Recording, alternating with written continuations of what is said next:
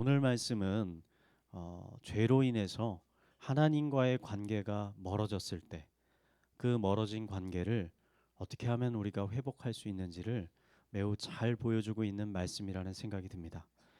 우리는 성경에 등장하는 인물들을 살펴보거나 또 우리 스스로 자신의 영적인 상태를 살펴볼 때 하나님과 성도 간의 관계가 늘 항상 친밀한 것은 아니라는 것을 발견할 수가 있습니다. 그러니까 하나님과 성도 간의 관계는 마치 부모와 자식 간의 관계와 유사합니다. 부모와 자식이 친밀한 관계를 유지하지만 때로는 그 관계가 깨어지기도 하고 멀어지기도 하는 거죠. 그 각자의 행동에 따라서 친밀해지기도 하고 또 멀어지기도 한다는 것입니다. 이것은 어떤 관계가 그 친밀한 관계를 유지하기 위해서는 양쪽 당사자 모두가 책임져야 할 어떤 일종의 책임이 있다라는 것을 우리에게 가르쳐 주는 것이죠. 제가 이런 말씀을 여러분들에게 드리는 이유는 어떤 분들은 하나님은 사랑의 하나님이시지 않습니까? 그 사랑의 하나님은 내가 무슨 일을 하던 어떠한 잘못을 하던 늘 나를 용서해 주는 분 아닙니까? 나를 사랑해 주시지 않습니까? 그렇기 때문에 하나님과의 나의 친밀한 관계는 지속적인 것 아닙니까? 문제 없는 것 아닙니까? 내가 가만히 있어도 시간이 지나면 깨어진 관계를 하나님께서 알아서 회복시켜 주는 것 아닐까요? 라고 생각하시는 분들이 있기 때문입니다. 여러분, 이러한 생각은 잘못된 것입니다.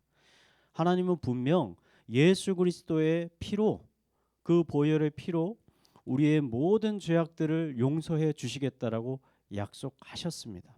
하지만 우리가 어떠한 행동을 하든 상관없이 하나님과의 친밀한 관계가 유지될 거라고 약속해 주시지는 않으셨습니다. 예를 들어 자식이 부모의 말을 어기고 큰 잘못을 저질렀다라고 한번 생각을 해보죠. 대부분의 부모님들은 자식을 너무나 사랑하기 때문에 자식이 어떠한 잘못을 저질러도 분명히 그 잘못을 용서할 것입니다. 말로는 이런 놈은 호적에서 파버려야 된다, 이런 무서운 말을 하지만 실제로 파버리는 분들은 없으시잖아요. 대부분 용서하는 것이죠. 하지만 그 자식을 버리지 않는다고 해서 그 부모와 자식 간의 관계가 친밀하게 유지되는 것은 아닌 것이죠. 이 깨어진 관계가 회복되기 위해서는 분명히 해야 할 어떠한 것들이 있다라는 겁니다. 하나님과 우리와의 관계도 이와 유사하다는 것이죠. 하나님은 그분의 자녀들을 결코 버리지 않으십니다. 하지만 죄로 인해서 하나님과의 관계가 멀어졌다면, 깨어졌다면 이 깨어진 관계를 회복하기 위해서 해야 할 것들이 반드시 있다는 것이죠. 그것이 무엇일까? 무엇일까요? 지금부터 오늘 본문 말씀을 통해서 이 관계 회복을 위해서 무엇이 필요한지를 한번 살펴보도록 하겠습니다. 모세가 시내산에 올라간 사이에 여러분도 잘 아시다시피 백성들은 하나님과의 약속을 어기고 자신들을 위해서 황금 송아지를 만들었습니다. 32장 7절 말씀을 보면 하나님께서는 모세에게 애굽 땅에서 인도하여 낸 백성이 부패하였다라고 말씀하셨습니다. 하나님의 이 말씀을 들은 모세와 여호수아는 산에서 급히 내려왔습니다. 그들이 급히 내려와 보니 정말로 이스라엘 백성들이 황금 송아지를 만들어 놓고 그 앞에서 먹고 마시고 춤추고 예배하고 있었습니다. 이때 모세는 하나님께서 산 위에서 직접 만들어 그에게 주셨던 그 십계명의 돌판을 던져서 깨뜨려 버립니다. 이 언약의 돌판이 깨졌다는 것은 하나님과 이스라엘 백성과의 이 친밀한 관계가 산산조각 버렸다라는 것을 비유적으로 보여주는 것이죠. 여러분, 이게 죄가 가진 무서운 점입니다. 죄는 하나님과 백성과의 관계, 이 친밀한 관계를 깨뜨려 버리는 것이죠. 어떠한 죄들은 이 관계를 조금만 훼손시키는 것이 아니라 매우 크게 훼손시키는 죄들도 있다는 것입니다. 이 오늘 황금 송아지 사건이 그러한 사건이죠. 이런 죄로 인해서 이 훼손된 관계는 하나님에 대해서 단순히 미안한 마음을 갖는 것, 하나님 그냥 죄송합니다, 이런 단순한 말로는 해결되어지지 않는다는 것이죠. 더 중요한 어떠한 것이 필요하다는 것이죠. 오늘 말씀은 하나님의 이런 깨어진 관계를 회복하는 두 가지 방법을 우리에게 가르쳐 주고 있습니다.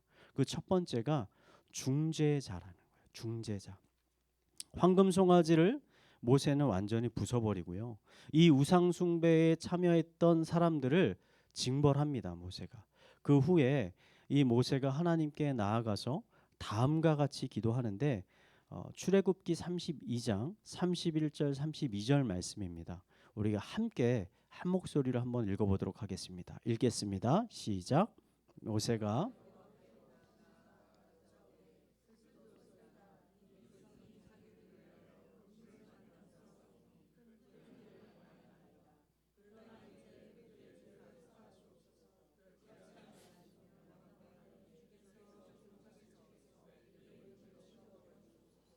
아멘.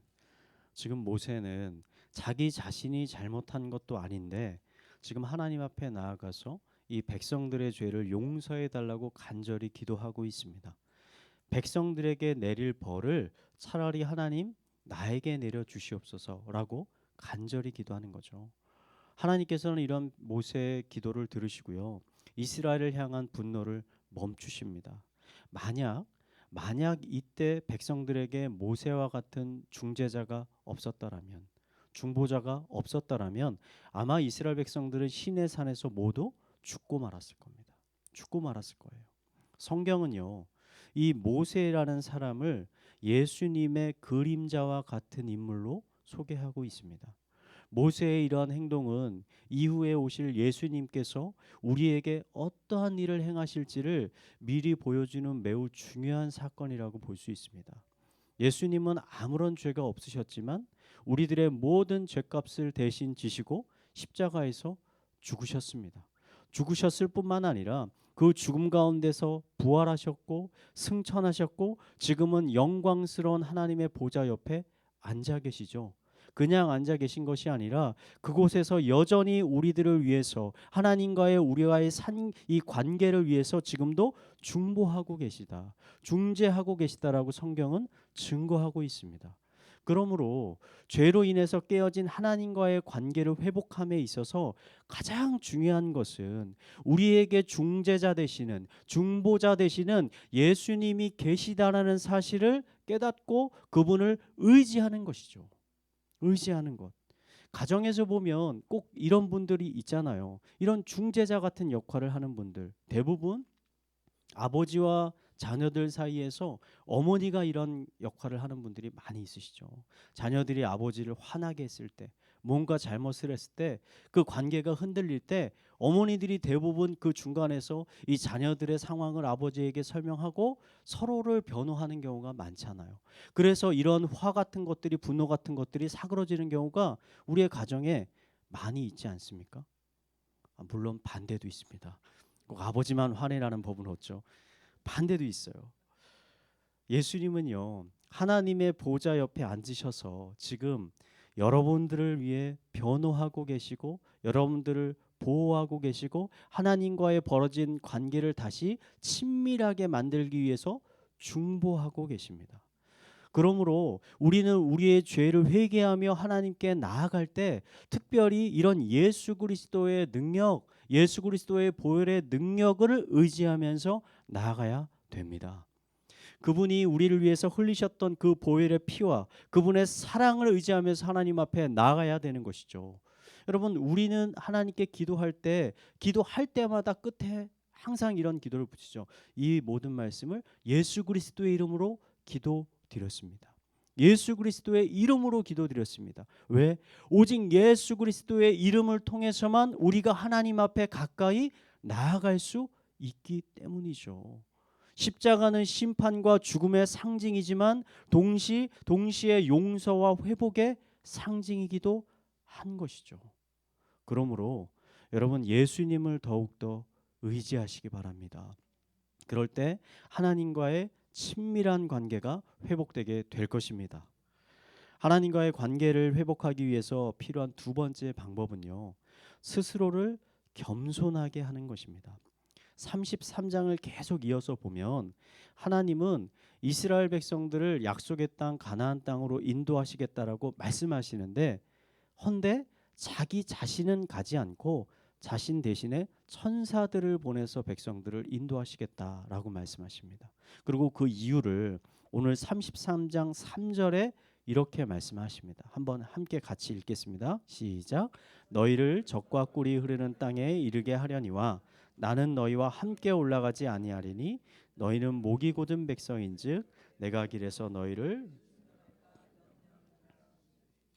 하나님은 백성들이 동일한 죄악을 또다시 저질렀을 경우 그 백성들을 향해 무서운 징벌을 내릴 수 있기 때문에 차라리 천사들을 너희와 함께 보내는 것이 나을 것 같다. 만약에 너희가 동일한 죄들을 계속 짓는다면 결국 나와의 이 관계는 완전히 깨어지게 될 것이기 때문에 차라리 천사를 보내는 것이 낫겠다라고 지금 말씀합니다. 여러분, 이것은요, 동일한 죄를 지속적으로 짓는 것에 대한 하나님의 무서운 경고의 메시지입니다. 이 말씀을 들은 백성들은 단 한 사람도 이 교만한 태도로 있는 사람 없이 모두 슬퍼하면서 자신을 단장하는 사람이 없었다라고 성경에 기록되어 있어요. 이 모습을 보면서 하나님께서 이렇게 말씀하십니다. 그렇다면 너희가 몸에 있는 모든 장신구들을 다 떼어 버리라. 그러면 내가 너희에게 어떻게 할지를 말해 주겠다라고 하나님께서 말씀하십니다. 저는 이 부분이 굉장히 중요한 부분이라고 생각을 합니다. 하나님은 도대체 어떠한 의미에서 백성들에게 그 몸에 있는 장신구를 떼어내라고 명령하셨는가? 그것이 하나님이 백성들과 동행하는 것과 어떠한 연관성이 있는가? 저는 두 가지 연관성이 있다고 생각하는데요. 첫 번째 연관성은 장신구를 떼어내라는 것은 죄의 근원을 제거하라는 것입니다. 죄의 근원을 제거하라. 32장에 보면 이 아론이 백성들이 준 어떠한 것으로 황금 송아지를 만드나요? 장식품으로 만들잖아요. 백성들이 가지고 있던 목걸이, 귀걸이, 팔찌 이런 것들을 만들어서 황금 송아지를 만듭니다. 그러므로 장신구를 떼어내라는 말씀은 백성들을 유혹하는, 죄로 유혹하는 모든 것들을 삶에서 제거하라 라고 지금 하나님께서 명령하는 것이죠. 여러분, 죄라는 것은 갑자기 발생하는 게 아닙니다. 죄가 오기 이전에 사람을 유혹하는 것이 있어요. 죄로 유혹하는 미끼가 있는 것이죠. 우리가 대부분 죄를 짓는 이유는 이 미끼를 보고 물지 말아야 되는데 그 미끼를 물면서 그 죄의 덫에 빠지는 것이죠. 많은 분들이 분명 이것을 죄의 미끼인지를 알면서 이게 나로 하여금 죄를 짓게 만드는 원인인지를 알면서도 그 원인을 삶 가운데 그냥 놔두는 분들이 여러분 정말 많이 있습니다. 정말 많이 있어요. 어떤 분의 집에 가면 냉장고에 열었는데 포도 주스가 있는 게 아니라 소주가 있다든지. 근데 이게 뭐죠? 그러면 이건 요리할 때 요리할 때 쓰려고. 여러분, 요리할 때 쓸 수도 있지만 그것이 계속 냉장고에 남아 있는 한 언젠가는 그것을 꺼내서 마실 날이 오지 않겠습니까? 여러분, 이런 것이 죄의 유혹이라는 것이죠. 여러분, 여러분의 삶에 있는 이런 장신구들을 제거하시기 바랍니다. 여러분들 그런 것들을 제거하시지 않는다면요, 여러분 분명 동일한 잘못과 죄에 빠지게 될 날이 분명 여러분을 찾아올 것입니다. 그것 때문에 여러분이 힘들게 하나님과 쌓았던 그 친밀한 관계가 다시 한번 깨어지는 아픔이 여러분들에게 찾아올 수 있게 된다는 것이죠. 장신구를 떼어내라는 또 두 번째 의미는 스스로를 겸손하게 해야 할 필요가 있다는 겁니다. 여러분, 장신구라는 것은 그 스스로를 아름답게 꾸미는 것입니다. 장신구는 기쁨과 행복과 축복과 오락과 놀이 이런 것들을 의미합니다. 여러분, 진정 하나님께 회개하며 나아가는 사람은요, 그에 합당한 태도로 주님께 나아갈 필요가 있는 것이죠. 로마 카톨릭에 많은 잘못된 이 전통들이 있지만 그 중에서 이런 것들이 있습니다. 어떤 사람이 죄를 범했을 때 신부님을 찾아가면 신부님들이 그 죄를 회개하기 위해서 이런 걸 합니다. 일주일 동안 금식하십시오. 일주일 동안 집에서 나오지 마십시오. 열흘 동안 어떠한 행동들을 하지 마십시오. 대부분 그런 것들이 금욕주의적인 명령이 굉장히 많습니다. 물론 우리가 그런 것을 안 한다 그래서 우리의 죄가 없어지는 것이 아니죠. 우리는 예수 그리스도의 보혈의 피로 인해서 그 죄들이 사하여졌으니까. 하지만 그 명령 가운데 있는 의도는 우리가 놓치지 말아야 되는 것이죠. 왜? 어떠한 사람이 정말 자신의 죄를 진심으로 깨닫고 하나님 앞에 가슴 아픈 마음을 가지고 나아갈 때 그 사람이 어떻게 희희낙낙하면서 하나님 앞에 나아갈 수가 있겠습니까? 정말 자신의 잘못을 깨달았는데 웃으면서 어떻게 하나님 앞에 나아갈 수가 있겠습니까?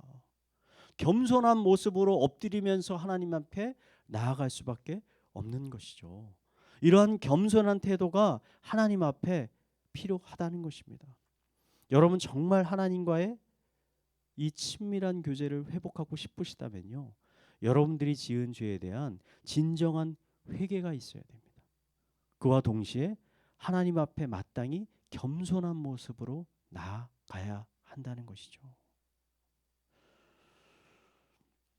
깨어진 관계를 회복하기 위해서는 제가 말씀드린 것 같이 여러 가지 것들이 필요합니다. 화해를 위해서 무엇이 필요한지 그것을 알고 그것을 사용할 때 그 관계가 빨리 회복되어지는 것은 너무나 당연한 것이죠. 마지막으로 우리가 이 하나님과 깨어진 관계를 빨리 회복돼야 하는 중요한 이유가 있습니다. 그것은요.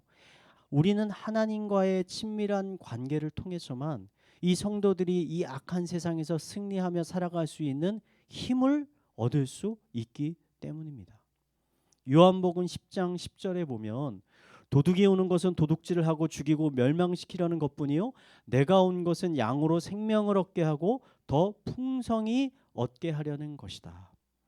예수님은 단순히 우리의 구원만을 위해서 이 땅에 오신 것이 아니라 우리의 삶을 더 풍성하게 하기 위해서 승리를 주시기 위해서 우리에게 찾아오셨다는 것입니다. 여기에서 중요한 것은 예수님이 주시는 그 풍성한 삶을 누리기 위해서 반드시 우리가 선행적으로 해야 하는 어떠한 것이 있다는 것입니다. 그것을 요한복음 15장 5절에 너무나 잘 말씀해 주고 계세요. 우리 한번 함께 읽도록 하겠습니다. 읽겠습니다. 시작.